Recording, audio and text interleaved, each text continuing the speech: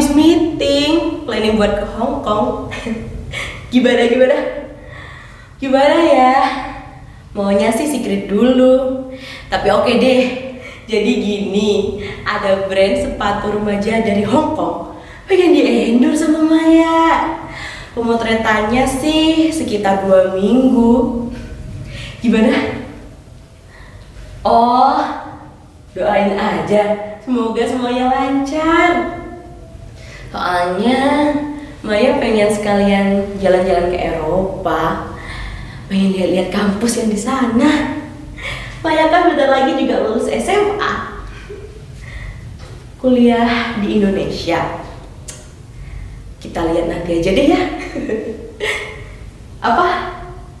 Soal gosip yang mana? Oh, gosip yang itu. Maya sih no comment ya. Kan orang-orang bebas untuk berkomentar.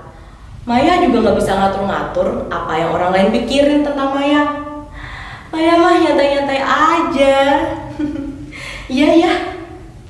Oh iya dong, Maya senang banget soalnya followers Maya tiap hari nambah. Tapi Maya nggak cuma nyari followers kok. Maya kan cuma ngelakuin apa yang Maya suka. Main sinetron. Belum nemu yang cocok sih. Maya masih nyaman kayak gini. Iya. Gimana? Kakak, segitu dulu ya. Maya ada urusan lain.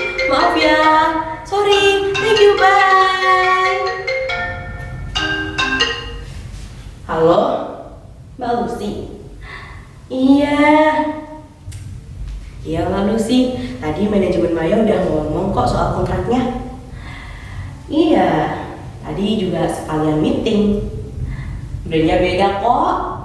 Iya. Ada aja sekalian di Eropa ya. Iya. Oke. Maya bakal mampir kok. Oke tante. Bye.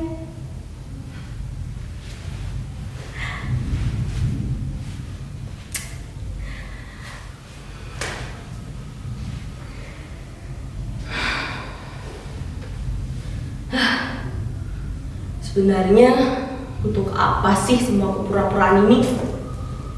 Cuma ilusi. Makin lama aku makin gak bisa bedain mana diriku yang asli dan mana diriku yang cuma ilusi. Tapi aku suka ilusi yang membuatku menjadi bahagia, bebas mau menjadi apapun. Punya penggemar, followers, terkenal. Semua orang mengenalku. Tidak seperti kenyataan yang sebenarnya.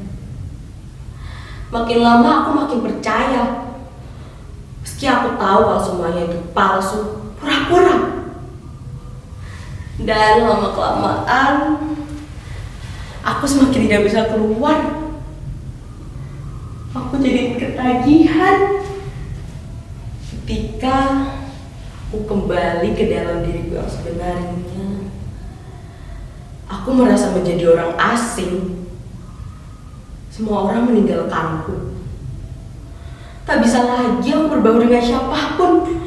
Ibu, ayah, ataupun teman-teman. Kepalaku isinya cuma ilusi dan pencitraan. Semuanya palsu.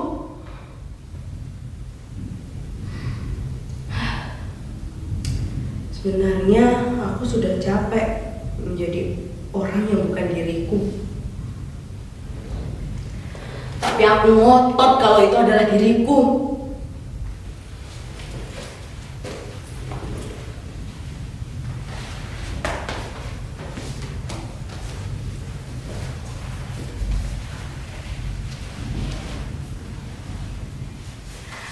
Oke guys, jadi setelah semua bahan dicuci, cabai, bawang, serai, daun jeruk, kita iris sampai halus.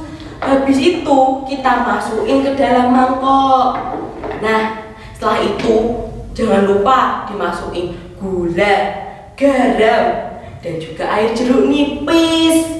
Lalu kita aduk sampai rata. And then kita panaskan minyak. Lebih baik lagi kalau minyaknya minyak kelapa. Nah, kita masukin ya minyaknya. Kita panaskan. Nggak lama juga kok minyaknya bakal panas lagi sebentar lagi. Nah, oke, udah. Habis itu kita tuang ke dalam mangkok. Praktis kan? Tara, ini dia sambal mata Bali.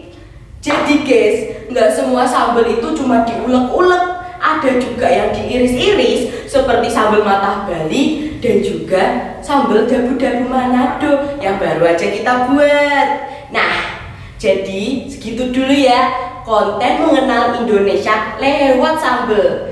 Ditunggu ya komen-komennya. Selamat mencoba, selamat makan Indonesia. Oke, tinggal kita edit minggu depan. Diposting pas weekend. Ngapain sih kamu bikin konten-konten kayak gitu? Nggak guna. Iya sih, pasti banyak banget yang komen kayak gitu. Paling ini udah yang ke-823 kalinya, tapi aku nggak pernah tertarik untuk menjawabnya. Bahkan temenku ada yang bilang kayak gini, kamu ngapain sih bikin konten kayak emak-emak? Kamu kelamaan badanmu bau sambel. Apa kerennya sih sambel? Pasti kalian juga berpikir seperti itu kan? Dulu aku juga berpikir seperti itu. Iya, kerennya sih sambel, apalagi dibikin konten. Tapi ini bukan tentang keren tidak keren, tapi aku cuma melakukan apa yang aku suka. Selagi itu baik untuk diriku sendiri dan tidak merugikan orang lain. Untuk apa sih aku melakukan apa yang tidak aku suka? Walaupun kata orang-orang itu akan membuatku terkenal. Iya sih, orang-orang pasti ingin dikenal dan terkenal. Tapi apa salahnya sih kalau kita tidak terkenal? Setelah aku belajar mengenal membuat banyak sambal di Indonesia, aku jadi tahu banyak banget jenis sambal-sambal di Indonesia. Aneh-aneh dan rasanya juga bermacam-macam. Ada yang pedas menyengat seperti sambal dadak atau sambal cibiuk di Sunda. Kalian harus ngerasain gimana ganasnya sambal yang satu itu, dan juga wangi daun kemanginya. Dan ada juga sambal yang pedas menyengat dan hangat seperti sambal hijau di masakan Padang. Bayangin, sambal itu dituangkan di atas daun singkong dan juga nasi hangat. Pasti enak banget. Atau sambal yang perpaduan pedas dan asam seperti sambal dabu-dabu Manado. Begitu juga dengan sambal asam uduk dari Aceh yang rasanya pedas dan asam. Pokoknya dari Sabang sampai Merauke, jenis-jenis sambal di Indonesia ini ada banyak banget. Apalagi di Sunda, masakan Sunda tuh sambalnya ada banyak banget. Dan juga pastinya di Jawa, Bali, Manado, Makassar, dan juga Aceh, sambal-sambal mereka juga banyak, bukan cuma 1-2 jenis doang. Tapi sambal-sambal mereka itu dicampur dengan olahan-olahan lain seperti udang, terong, ikan, atau kecombrang dan juga terasi seperti di Sunda. Kalau di Sumatera sih namanya sambal belanca. Kata pamanku ya, di kampungnya di Payakumbuh itu namanya sambal unja. Sambal itu berisi potongan ikan dan juga cabai yang sudah digiling, lalu dimasukkan ke dalam bambu dan ditaruh di atas arang. Kalau di sini sih namanya kayak lemang. Ya, oke. Itu untuk konten berikutnya. Dan juga kebanyakan orang-orang di Indonesia itu suka banget sama yang namanya sambal. Kata papaku ya, sambal di Indonesia itu mempengaruhi banget ke rumah makan.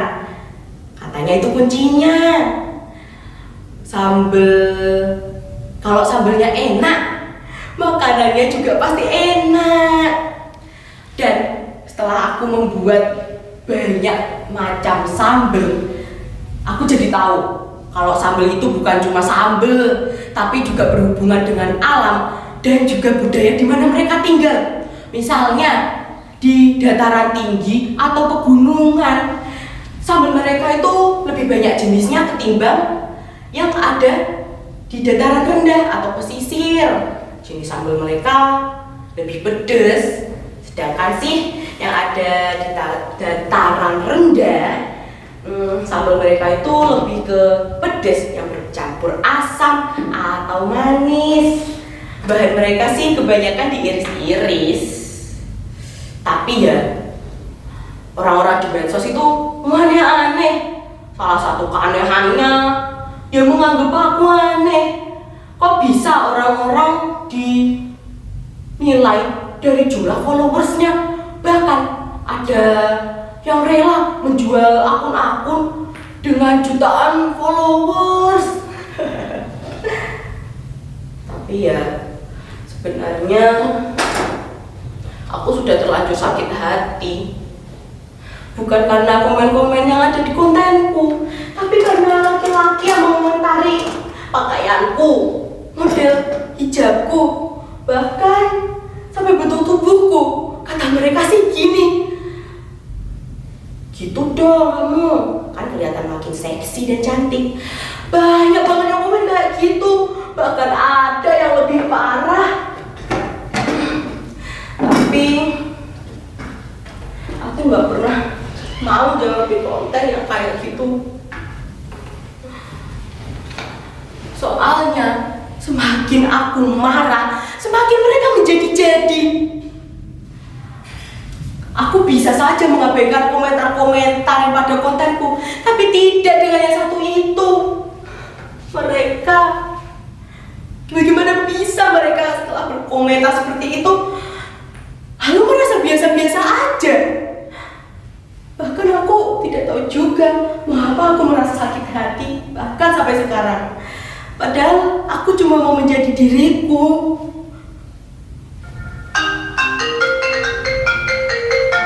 Halo, Maya? Iya, Maya. Hah, kesepian? Kesepian gimana? Kok kamu nangis? Nangis? Loh, Maya?